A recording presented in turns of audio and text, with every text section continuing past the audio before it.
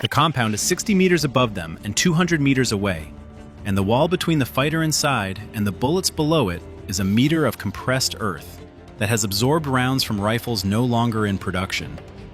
M4 fire is doing nothing. The team's machine gunner is doing nothing. The radio operator is working a request that puts something useful overhead in 37 minutes. The team sergeant points. The two-man team at the rear of the element moves forward. 22 pounds of steel and aluminum and Swedish engineering that looks, to anyone unfamiliar, like something that belongs in a museum. 84 millimeters. The concept is 1946. The physics are timeless. The loader seats the round and taps the gunner's shoulder. The gunner finds the base of the wall below the firing position, where the load paths converge, and fires. The round travels 200 meters in less than a second. The upper floor of the compound does not survive what happens to the wall below it. The radio request is still open when the aircraft arrives on station 29 minutes later. The pilot has nothing to confirm. That's the Carl Gustaf. It doesn't wait for permission. It ends the argument. The Taliban's tactical doctrine in Kunar and Nuristan wasn't improvised. It was inherited, refined across 40 years of mountain fighting that the people of those valleys had waged against the British, the Soviets, and now the Americans. The lesson those decades taught was specific. A fortified position in complex terrain is a force multiplier. A handful of fighters behind thick mud walls, elevated above the approach, with overlapping fields of fire, could hold off a much larger force long enough to accomplish the mission, whether that mission was inflicting casualties, covering a withdrawal, or simply demonstrating that the cost of movement through those valleys was going to remain high. They understood the American response timeline better than some American planners did. A Special Forces team operating far from a forward operating base, in mountainous terrain that restricted line-of-sight radio, might wait 30 to 45 minutes for close air support, sometimes longer. In that window, dug-in fighters could do an extraordinary amount of damage before disappearing into terrain they knew better than any map could represent. Their fortifications were engineered for this math. Thick mud and stone walls that had been standing for centuries, absorbing weather and rifle fire with equal indifference. Rifle rounds didn't crack them. Light machine gun fire didn't crack them. The Soviet Army had learned this at painful cost in the 1980s. And the men who fought that war, the mujahideen who survived it, had passed the lesson down. The Taliban who inherited those valleys also inherited that knowledge. If you make a small American element exhaust its direct fire options before air support arrives, you control the pace of the engagement. You choose when it ends. That logic was correct. It was built on real evidence, drawn from real fighting, proven across real decades. It was built for the wrong variable. The Army's standard answer to the short-range anti-armor problem in the 1980s was the AT4. Single shot, disposable, 84 millimeters, same caliber as the Gustaf, but built around a completely different concept. The AT4 was a tube and a round and nothing else. One soldier, one shot, one tube discarded after firing. That's not a flaw. That's what the AT4 was designed to do. The problem was treating it as the solution to every direct fire support problem a small unit might face. For conventional infantry, with artillery in range, air assets on call, armored vehicles in the column, the AT4 was close enough to good enough that the gap didn't demand attention. Something else in the combined arms system would handle whatever the AT4 couldn't. Special Forces didn't have combined arms. They had 12 men and what 12 men could carry. An ODA operating in Kunar province in 2009 or 2010 did not have artillery in range, did not have armored vehicles. Air assets existed, but at a distance that made them unreachable in the critical window, the first 30 minutes of a firefight, when Taliban fighters inside a chosen position were still alive and still shooting. The AT4 gave a team one shot at one target. If that shot didn't solve the problem, Or if there were 2 positions, or 3, you were holding an empty tube in a drainage ditch with 30 minutes of exposure ahead of you and a radio call that hadn't connected yet. The requirement wasn't new. The men who understood what small teams actually needed had been writing it into their assessments for years. The question was never whether the problem existed. The question was whether anyone was willing to say out loud that the answer had been sitting in Swedish arms catalogs since 1948. Carl Gustaf Stadsgevärs Factory introduced the weapon that year, built around a principle simple enough to seem obvious in retrospect. Make the launcher permanent and the round interchangeable. The weapon doesn't tell you what to kill. You tell the weapon, and you load accordingly. That philosophy changes everything. The AT4 gives you one answer. The Gustaf gives you a library. High explosive dual purpose punches through armor and detonates inside the structure beyond. High explosive fragments across a wide area against personnel in the open. Smoke covers movement or marks targets. And for enclosed fighting positions and cave complexes, the specific problem the Soviet Army had documented in Afghan mountain terrain, a thermobaric warhead that doesn't merely explode, but floods the space with a fuel-air mixture and ignites it, producing a pressure wave that walls do not address. Green Berets read those reports. They understood what the terrain demanded. SOCOM adopted the Gustaf in the early 1990s under the designation M3 MAAWS, Multi-Role, Anti-Armor, Anti-Personnel Weapon System. The full designation is almost the entire argument. Multi-Role. Not anti-tank, not anti-armor, multi-role. Because the men writing the requirement understood that the scenarios they were going to face wouldn't arrive in the form procurement had anticipated. 22 pounds unloaded. Across the altitude and terrain of Kunar province, 22 pounds is a real number. Nobody carries it for sport.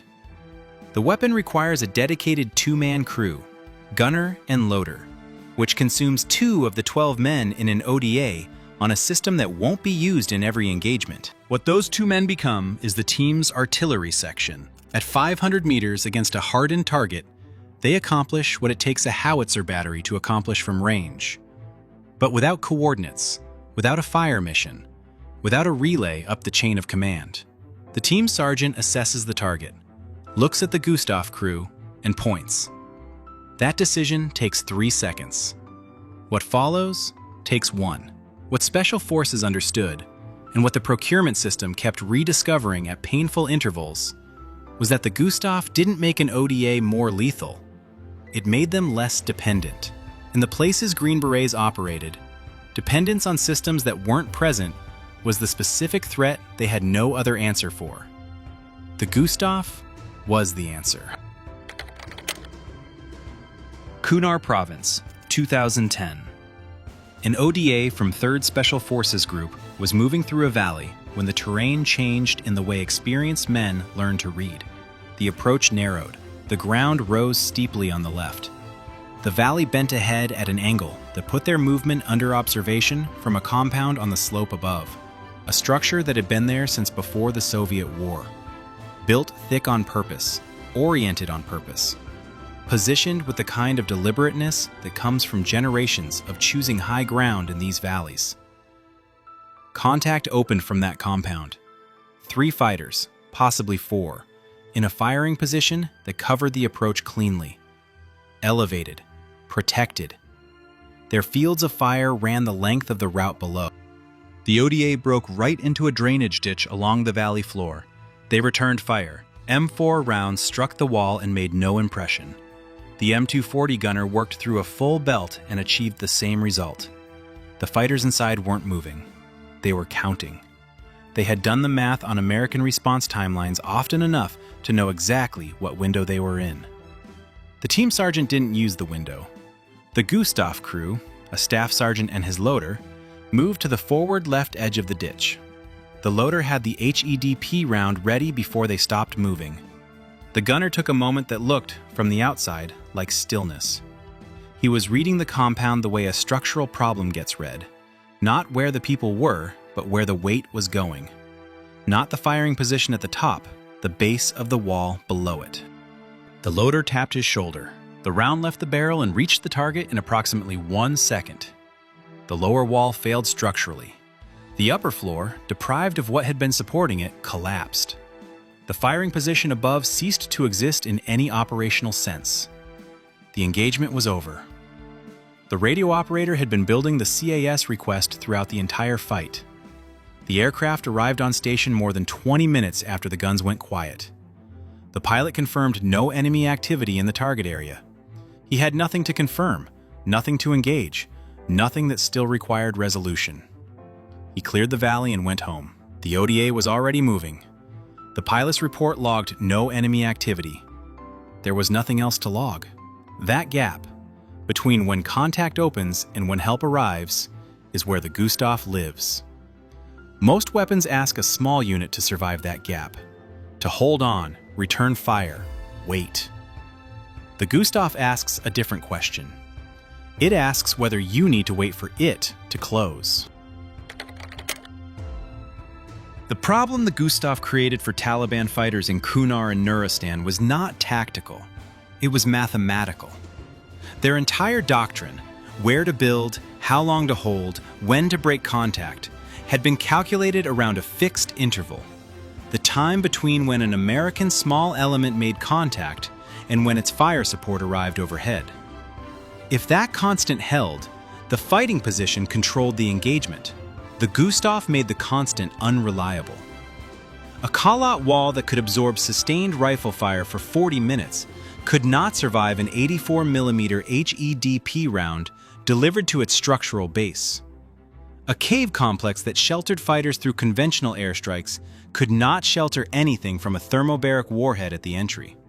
The Soviets had documented exactly this: specific documentation, specific effects. And the Mujahideen who survived the Soviet period had preserved that institutional memory. The Taliban who inherited those valleys knew what the weapon type could do. They had simply not expected to encounter it in the hands of a 12-man element with no fire support overhead. They adapted. Competent fighters always adapt. They moved toward shallower positions. They reduced time and fixed compounds.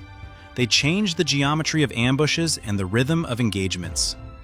None of that adaptation resolved the underlying arithmetic, which was that the teams they were facing could now destroy a fortified position on their own initiative, with no prior notice, in the time it takes to load a round and acquire a target. Their doctrine had never been wrong. The timeline it depended on had a variable they hadn't accounted for. That variable had been in the Swedish arms catalog since 1948. After more than 20 years of exclusive special operations use, the Army began fielding the Gustaf to conventional infantry under operational needs statements in 2011. Commanders in the field signing emergency paperwork for a weapon the procurement system didn't yet formally recognize. It became an official Army program of record in 2014. It was presented each time as a new capability. For the men in 3rd, 5th, and 10th Special Forces groups, it was a conversation that had ended long before. What Green Berets understood, and what took the larger institution 20 years to formally acknowledge, is that the gap between what doctrine promises and what the battlefield delivers is not a planning failure. It is a permanent condition. Fire support is somewhere else when the moment arrives. Air is 30 minutes out. Artillery is in range until the terrain makes it not. Conventional units are built to absorb those delays. They have enough men and enough systems that the gap is survivable. 12 men on a ridgeline in Kunar province do not absorb the gap. They fill it with what they can carry. The Gustaf wasn't kept out of institutional sentiment or Cold War habit. It was kept because it answered a specific question honestly. What does a small team need when no one is coming in the next 30 minutes? Not what the procurement plan assumed they would need. What they actually needed, in the actual terrain, against the actual enemy, in the actual engagement that opened while the air was still 45 minutes out. The answer was a reusable launcher, a library of rounds, 2 men who become their own artillery section, and the ability to end the argument before the argument understood it was over. Everything that earns trust in those valleys earns it the same way. It shows up when called. It does the work without waiting.